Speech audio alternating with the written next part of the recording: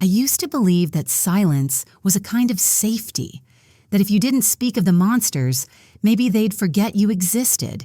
Maybe they'd crawl back under their rocks and leave you alone. But I've learned the hard way. Monsters don't forget. They live in the cracks, in the walls, in the hearts of people you're supposed to trust. My name is Jessica Randall. I was born in Oak Ridge, Tennessee, back in 1951. Now I'm 73, and if you met me today, you'd see a quiet old lady with silver hair and kind eyes. I bake pies for the church fair, water my petunias every morning, and sit on my front porch listening to the wind. People call me Miss Jessica, and they smile when I pass by. But no one ever asks what made me this way. No one dares. This little white house I live in, it's peaceful. Too peaceful sometimes. Like the silence is mocking me. Like the walls remember what I've tried to forget. There's an old photo on my mantel, faded and cracked. It shows a girl with braids, barefoot in a Sunday dress, standing between a tall boy and a stiff-looking man with tired eyes. That girl is me.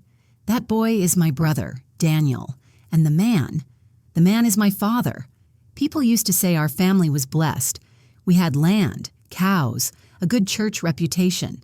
My mother played piano during services, and Daddy ran the local feed store. We smiled at the right times, wore our best to church, never missed a meal. But inside those walls, we were rotting. I've carried a secret for almost 60 years, a secret so heavy it changed the way I walked, the way I slept, the way I raised my children and held my breath when I saw certain faces. It happened in the room with the blue wallpaper, the one with my doll collection on the shelf and the quilt Grandma made me draped across the bed. That room used to feel safe. It's where I whispered my prayers at night and dreamt of riding horses far away until Daniel started coming in. It began with the way he looked at me. Strange, possessive. Then came the touches, the threats, the silence. And when it got worse, when the unthinkable happened, I told my father. I told him. I remember my voice shaking. I remember his belt. "Making things up again, girl," he said. "You always were a little liar." And when my belly began to swell, he beat me so hard I couldn't walk for 2 days. But the worst part wasn't the pain. It was the way they made me feel invisible, as if my suffering was some inconvenience, as if I, a child, had brought shame to the family just by surviving. I've buried this for so long I almost convinced myself it never happened. Almost. But lately I've been dreaming about that child, the one I never got to hold, the one they took away. I see her in flashes, dark hair, green eyes just like mine. They say truth is like water. It finds its way through the tiniest cracks. So today, on this hot July afternoon, I've decided to let it out, to let the water rise, to drown the silence, because everyone believed the lie. But I lived it. I was 6 when I first understood what fear tasted like. It wasn't loud. It wasn't a scream in the night or a monster under the bed. No, fear was quieter than that. It was the way my mother's hands trembled as she washed dishes. It was the sound of my father's boots on the porch at dusk, slow, heavy, like a warning. We lived on a piece of land just outside town, 20 acres, mostly grass and cattle, with a chicken coop out back and a barn that creaked, like it had its own secrets. Our house wasn't big, but it had character. Peeling wallpaper, squeaky floorboards, a chimney that smoked no matter how many times Daddy patched it. Daddy was a tall man, broad, wore suspenders and smelled like tobacco and motor oil. People respected him, or feared him, I'm still not sure which. He didn't talk much unless something had gone wrong. He wasn't the kind of man who raised his voice often, but when he did, the silence afterward could freeze your bones. Mama was soft in the way a ghost is soft, always there but never quite solid. She had this distant look in her eyes, like she was watching something far away. She spoke in whispers, smiled too little, and folded her sorrow into the laundry. Then there was Daniel. My older brother by 5 years, Daniel had that charm that fooled most folks. Teachers loved him. Neighbors said he'd grow into a fine man. He had Mama's green eyes and Daddy's temper, though he knew how to hide it better.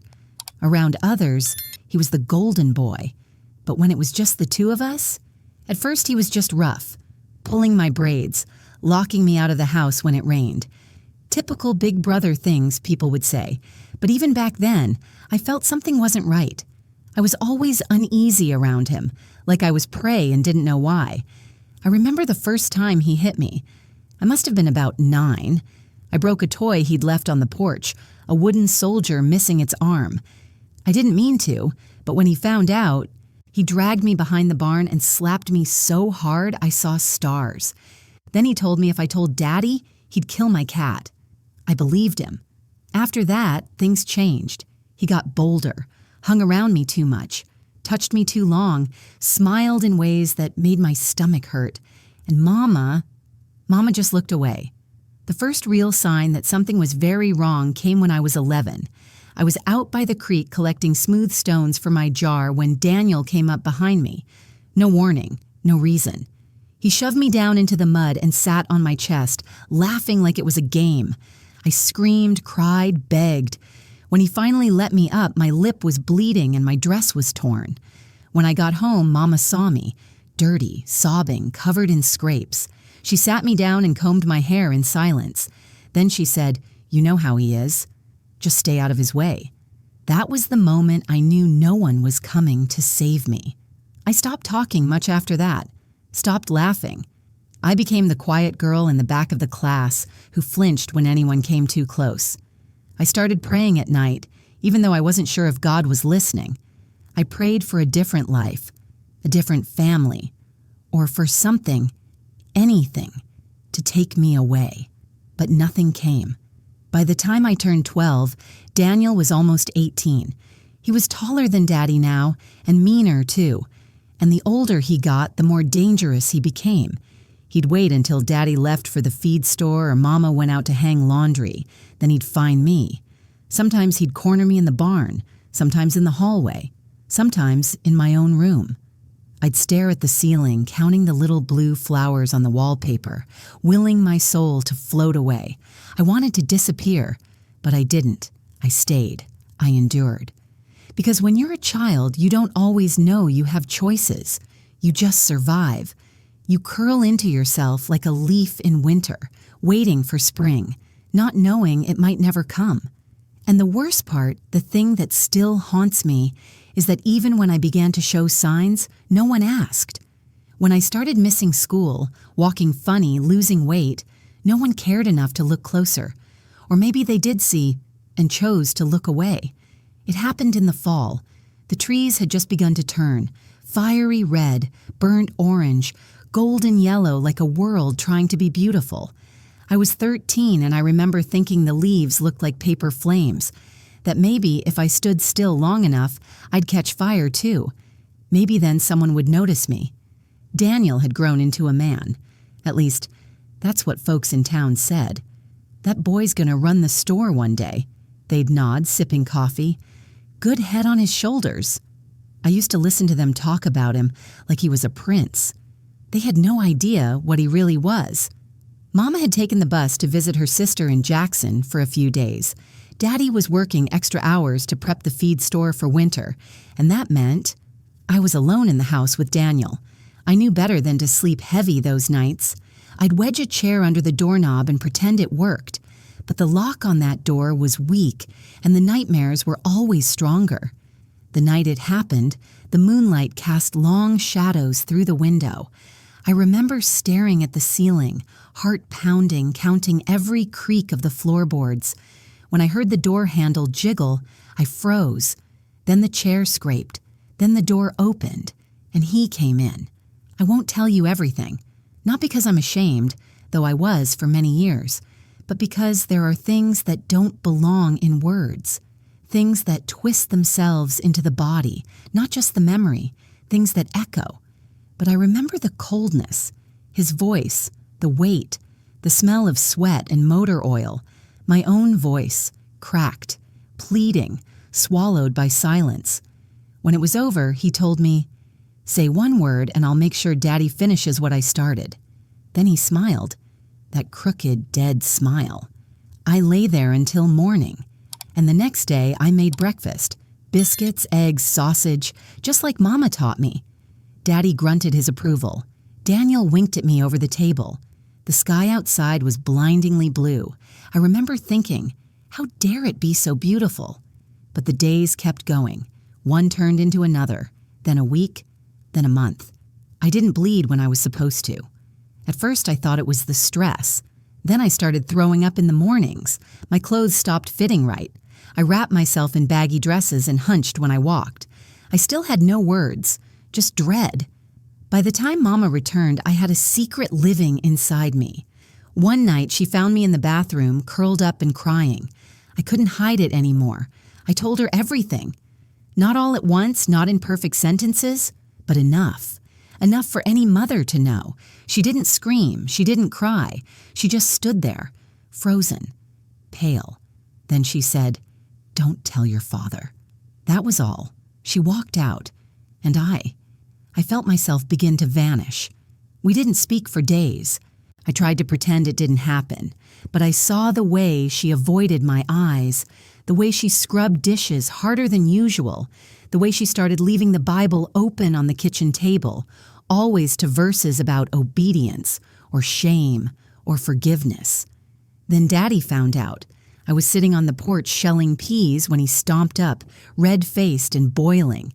I didn't even have time to stand before his hand came down, once, twice, a belt buckle, my own blood in my mouth. I remember the sky spinning, Mama screaming, Daniel standing behind the screen door with a smirk. "You dare accuse your brother?" Daddy roared.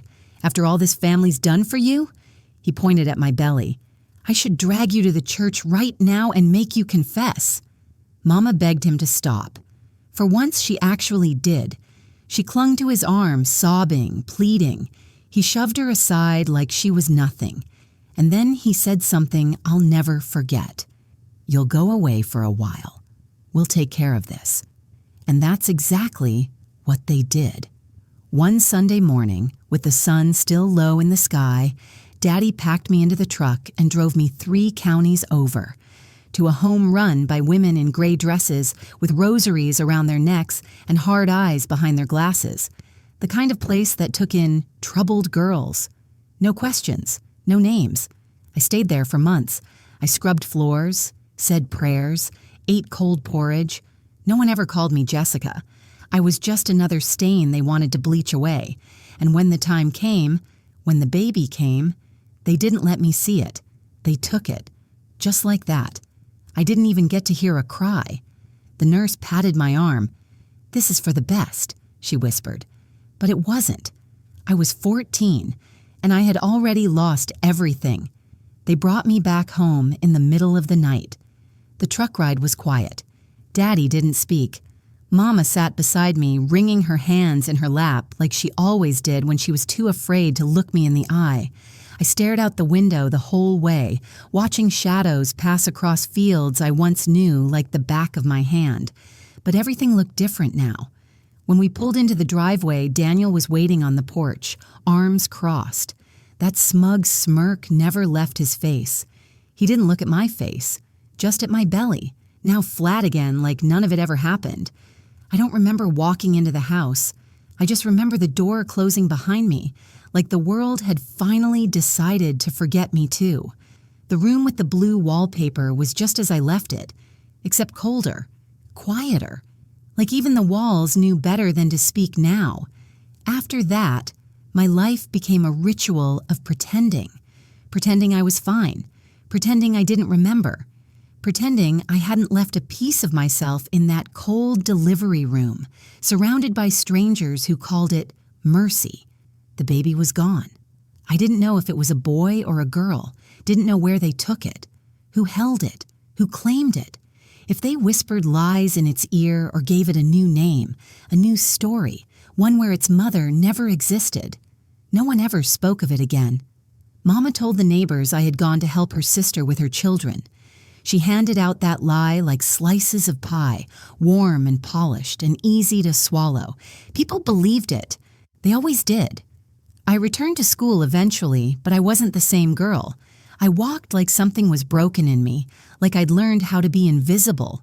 Teachers stopped calling on me.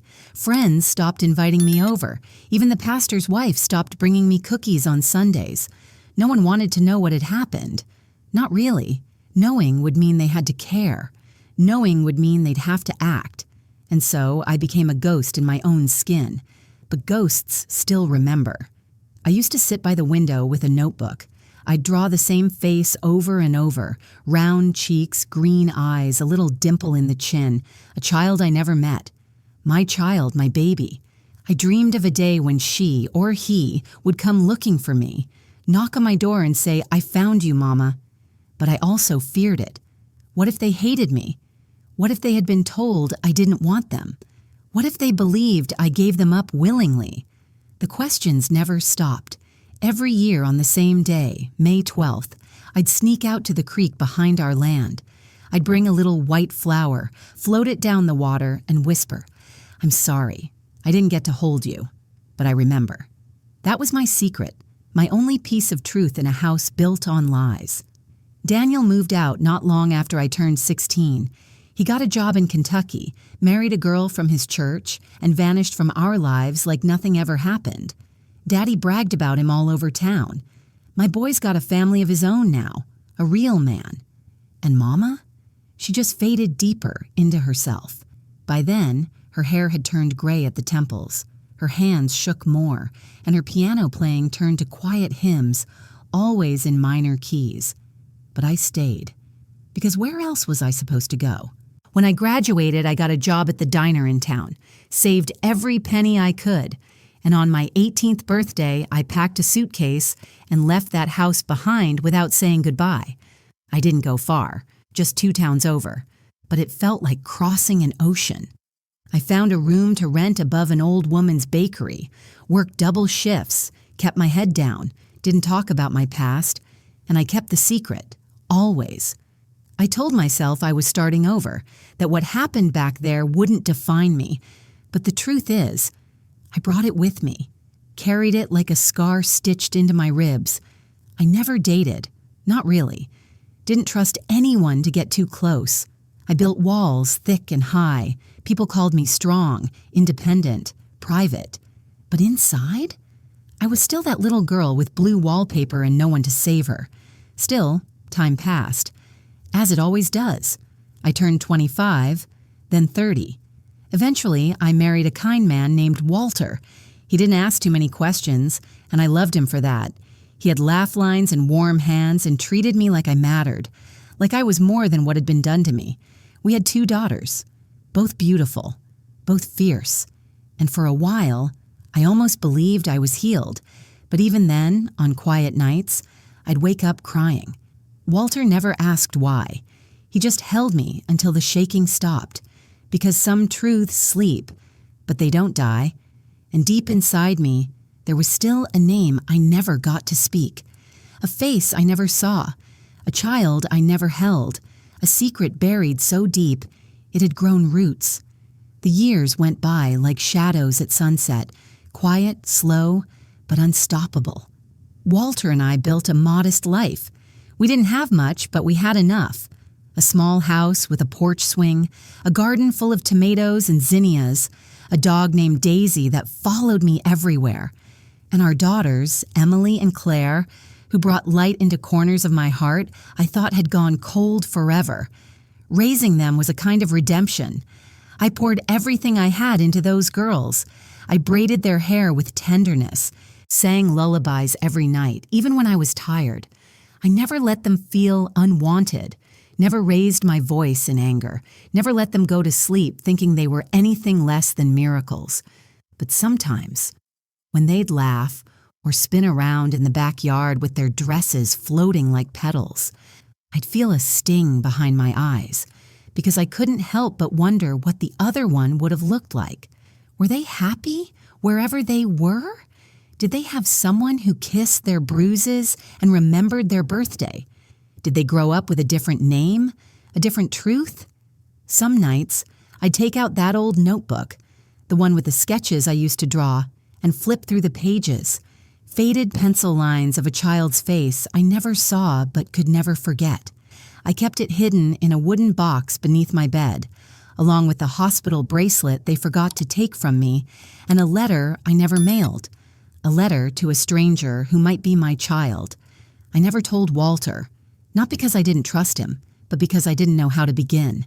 How do you say, "There's someone out there I carried for 9 months, someone who was taken from me by silence and shame, and I don't even know their name."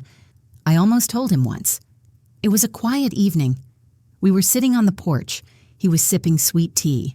The cicadas were humming, and I was watching the sun dip behind the trees, the way I always did when I felt the ache return. "Walter," I whispered, "did you ever think about the things people carry with them, the ones they never speak of?" He looked at me, puzzled. "All the time," he said. "We all got ghosts, Jess, but not everyone's brave enough to let 'em out." I wanted to say more. I really did, but I just nodded and held his hand. He passed away 4 years later, quietly, in his sleep. One minute he was there, warm, steady, breathing beside me, and the next I was alone again. The house felt colder after that, the air thinner, the walls louder. My daughters tried to get me to move in with them, but I couldn't. I told them I liked the quiet, the garden, the porch, and it was partly true. But the deeper truth? I was waiting for something I couldn't name. And then, last summer, it happened. It started with a letter in the mail. The envelope was cream-colored, thicker than usual, with no return address. I thought maybe it was a wedding invite or a church newsletter. But when I opened it, I felt my breath catch. Inside was a single sheet of paper, typed. It read, "Are you Jessica Randall? I think I might be your daughter." My hands began to shake. The rest of the letter was gentle, careful. She said her name was Lily, that she had recently done one of those online DNA kits for fun and found some unexpected results. She'd tracked down the name on her birth certificate. Her adoptive parents had told her she was born at a church-run home in Tennessee on May 12th, 1965. She said she wasn't trying to stir anything up. She just wanted to know, wanted to understand, wanted to meet me if I was willing. I must have read it 100 times. Then I sat down on the floor, surrounded by pieces of my past that refused to stay buried, and I cried. Not the quiet, controlled tears I'd taught myself to shed, but the kind of crying that shakes your soul loose. Because there she was. She existed, and she had found me.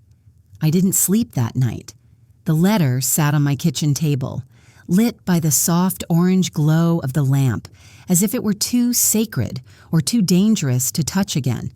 My hands kept reaching for it, only to pull back. The words burned through me, over and over again. "I think I might be your daughter." It didn't feel real. For nearly 60 years, that chapter of my life had been closed, sealed off like a room no one was allowed to enter. And now, suddenly, someone was knocking at the door. I spent the night walking circles around my house, hearing every creak in the floorboards, every whisper of wind outside. The past was no longer a ghost. It had a name. Lily. I thought of the hospital, the screaming, the silence after the silence. I thought of Mama's face when she told me not to tell. I thought of Daniel's eyes, smirking, triumphant, as if he'd stolen something sacred from me. And now, that stolen part of me had written a letter. The next morning, I took out my wooden box from under the bed. It hadn't seen daylight in decades.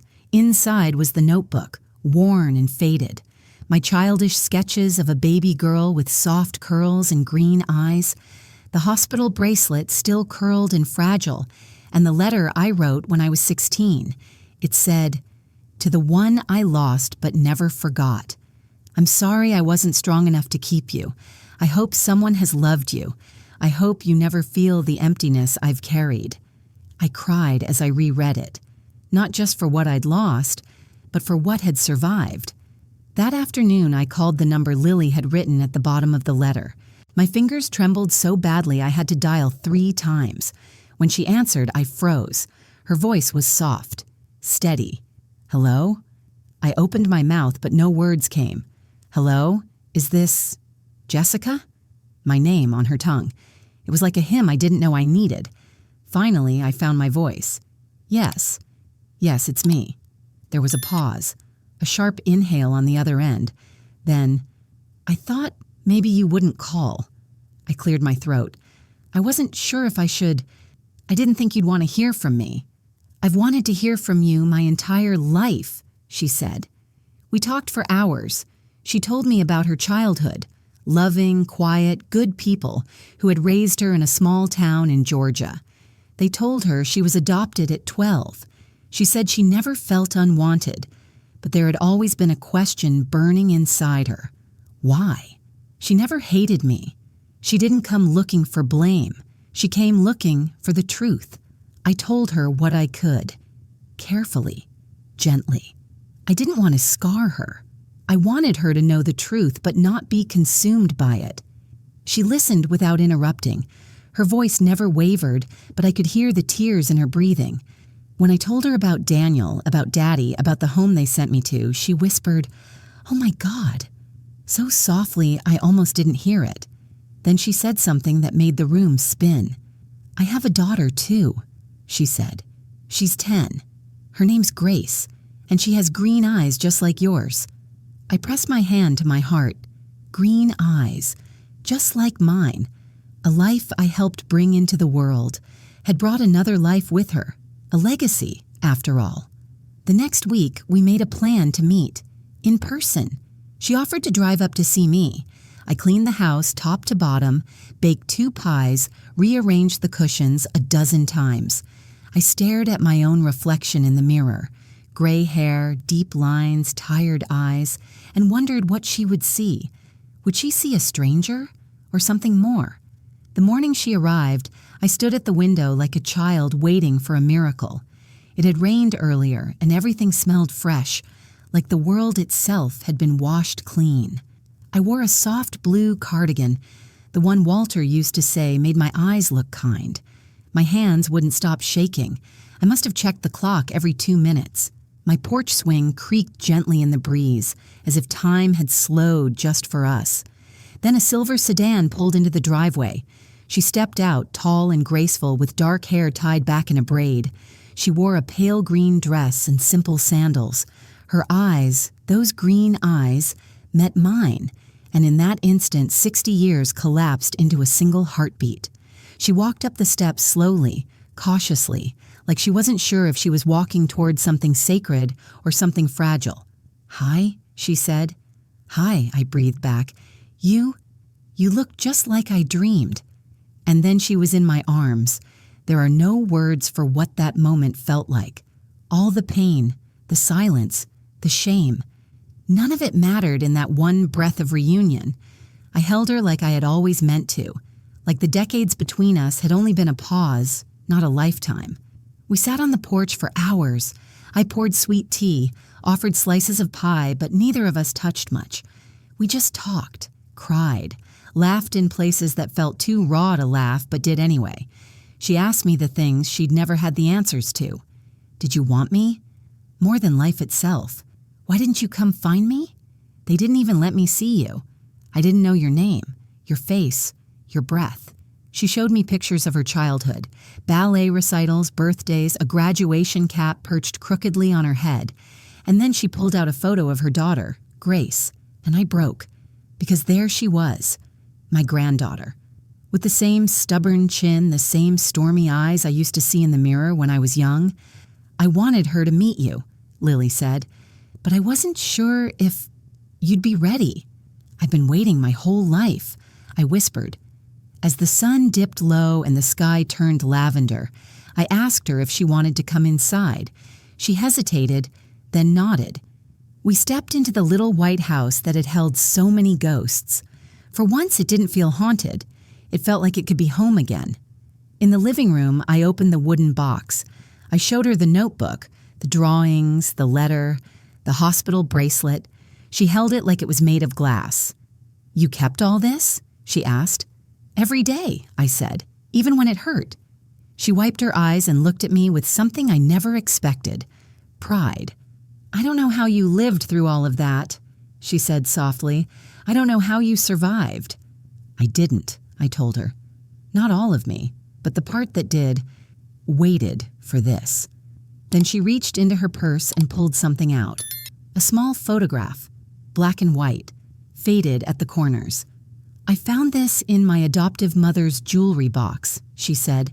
"She said the nuns gave it to her, but they didn't know who it was. I always kept it. Felt like it meant something." I took the photo in my hands and gasped. It was me at 14, sitting on the hospital bed in that cold delivery room, eyes swollen, lips cracked, holding the edge of the sheet like it was the only thing keeping me from floating away. They'd taken a photo of me. I had no idea it existed. And now, my daughter had found it. I wept. Not just for the pain, but for the proof, for the strange, cruel, beautiful proof that I was never forgotten, that somewhere through all the lies and silence and time, a thread had remained unbroken. That night, after Lily left to return to her hotel, I sat in my armchair holding the photograph. I stared at my own young face, so hollow, so frightened, and I felt something crack inside me. For years, I'd buried her. The girl in the picture pretended she wasn't real, but now she was staring back at me, and I knew I couldn't run anymore. I needed to face what had been left unfinished. Daniel. I hadn't seen him in over 30 years. The last I heard, he was living 2 states over in Missouri. Retired, 3 kids. A deacon in his church, if you can believe that. But I knew where he was now because Lily had found him too. Not intentionally, but through the same DNA site. He was listed as a close relative. When I saw his name on her chart, I felt the blood drain from my face. That name, so ordinary, so cruel. It felt like touching a hot stove all over again. He didn't know she was alive, didn't know she existed, and part of me wanted to keep it that way. But another part, deeper, older, burning with the fire of every silent year, wanted him to know. Not to forgive, not to understand, but to finally see what he had done. I called him. It took everything in me to do it, but I did. "Hello?" His voice was aged, but still sharp, still smug. "Daniel, it's Jessica." There was a pause, a long one. "Well, I'll be damned," he finally said. "Haven't heard your voice in decades." I didn't call to reminisce. "No, I suppose you didn't." His tone shifted, cautious. "What do you want?" "I want you to know that I remember. All of it." Another pause. Then, "Jess, you always had an imagination." I snapped. The fury I'd buried for 6 decades rose up like a storm. "You raped me," I said clearly. "You stole my childhood, and you made me carry your child." Silence. "You beat me with silence, with threats, and Daddy helped you bury it, but she survived. The child. She lived, Daniel. She's a woman now. She found me." For a long time, he said nothing. Then, in a voice I barely recognized, he muttered, "That's not possible."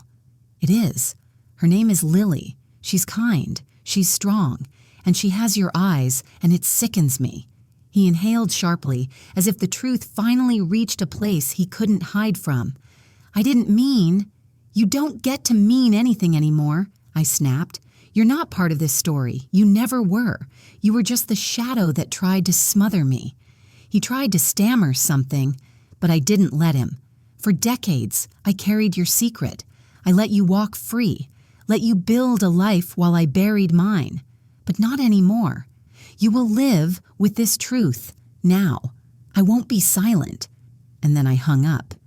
My hands were shaking, but my chest, my heart, it felt light. For the first time in my entire life, I had said the truth out loud to the one who needed to hear it. I didn't tell Lily right away. I needed a few days. I needed to feel steady again.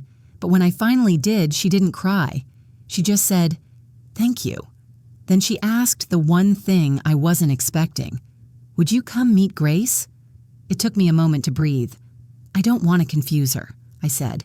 "She already knows your name. She already asked if you were real." So I said yes. 2 weeks later, I packed my suitcase and boarded a train, the first I'd taken in over 40 years. I rode with the photo in my purse, the hospital bracelet in my pocket, and Lily's voice in my heart. When I arrived in Georgia, they picked me up at the station. Grace was in the back seat, shy, clutching a stuffed giraffe. I smiled. "Hi, Grace." She blinked, then whispered, "Are you the grandma with the drawings?" Lily had told her, shown her the notebook. "Yes," I said softly. "That's me." Grace reached forward and took my hand, and just like that, the wound began to close. Grace and I spent that first afternoon sitting on a blanket under the old oak tree in their backyard. The sun filtered through the branches like soft gold, and she asked questions in that curious, fearless way children do. "What's your favorite color? Do you like animals? Did my mom look like me when she was little?" I answered each one like a prayer. Every word I gave her felt like a stitch in the torn parts of my life, and every smile she gave in return was a balm. For the first time since I was a girl, I felt like a whole person. Not broken, not haunted, just whole. That weekend passed like a dream I didn't want to wake from. Lily and I talked late into the nights. She showed me photo albums, stories of scraped knees and dance recitals, science fairs and Christmas mornings. She even played the piano. Poorly, but sweetly. It reminded me of Mama, of what could have been. We didn't talk much about Daniel again. That chapter was closed, burned. But I did tell her something I never said aloud before. I wanted to die for years, I admitted. Not in a loud way. Just fade out. Disappear. I thought that was the only way to end the ache.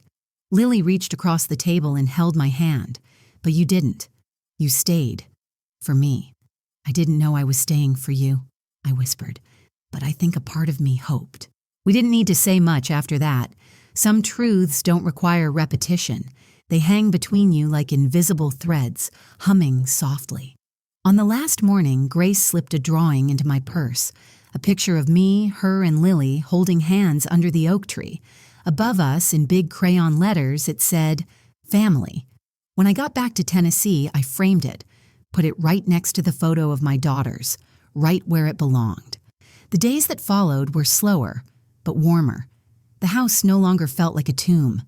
I dusted the bookshelves, opened the curtains, started baking again.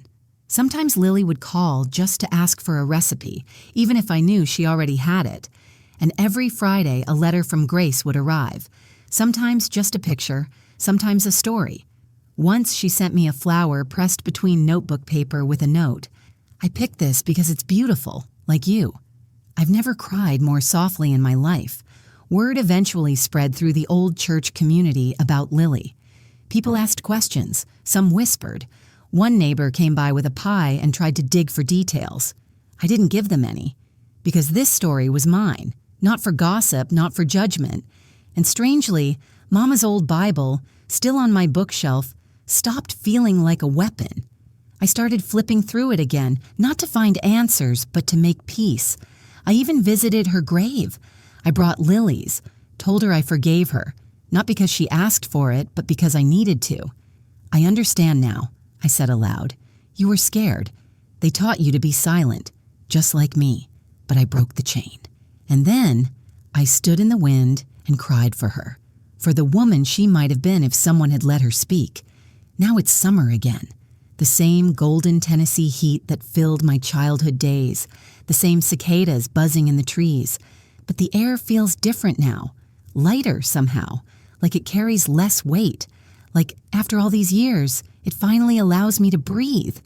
I sit on my porch swing most mornings, sweet tea in hand, bird song in the distance, and I think about everything that came before, and everything that still lies ahead.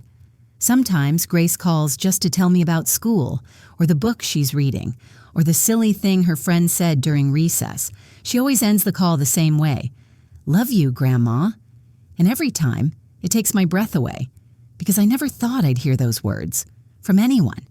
You see, there was a time I believed I was too damaged to love, that what Daniel did to me had carved something out of my soul and left it empty, that my father's cruelty had chained me to shame forever, That silence had become my inheritance, and I'd have no other legacy to offer. But I was wrong. Lily changed that. Grace changed that. They gave me a second beginning. Some days, I think about that old room with the blue wallpaper. I can still see the way the morning light used to spill through the window. I remember counting the tiny flowers on the walls, trying to stay still, trying to survive. That room was my prison once, but now, in my mind, I've repainted it.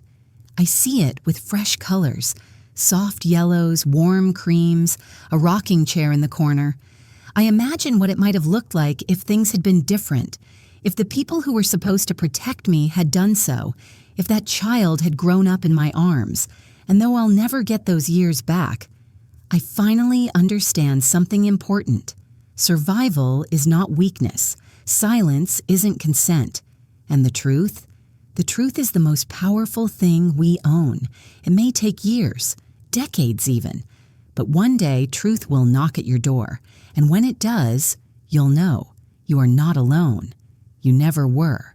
Lily tells me she's planning to write about our story one day. I told her she didn't need to, but she said something I won't forget. We need to break the silence, Mom. If not for you, then for someone else who's still trapped in it. She called me Mom, not Jessica, not Miss Randall. Mom.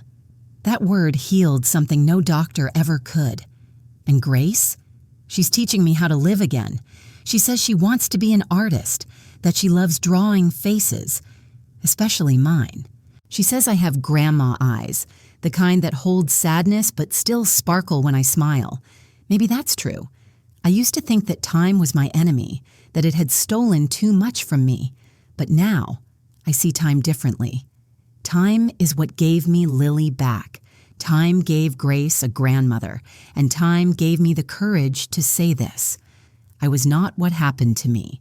I am who I became because I lived through it.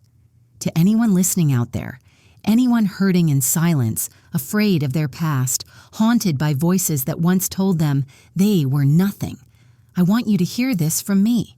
You matter. You survived, and your voice is not too late. Maybe you weren't brave then, but you can be now. Speak, even if it shakes. Tell your story, even if no one claps, because someone, somewhere, is waiting to hear it. And maybe they're waiting to find themselves in your words. It took me 60 years, but I am no longer afraid of the dark. I am the light that came after it. And if you ever walk through Oak Ridge and see an old woman sitting on a porch swing, humming softly, with a sparkle in her tired eyes and a crayon drawing pinned to her wall, you'll know. The story was true. I lived it, and I finally told it, because they forgot. But I never could.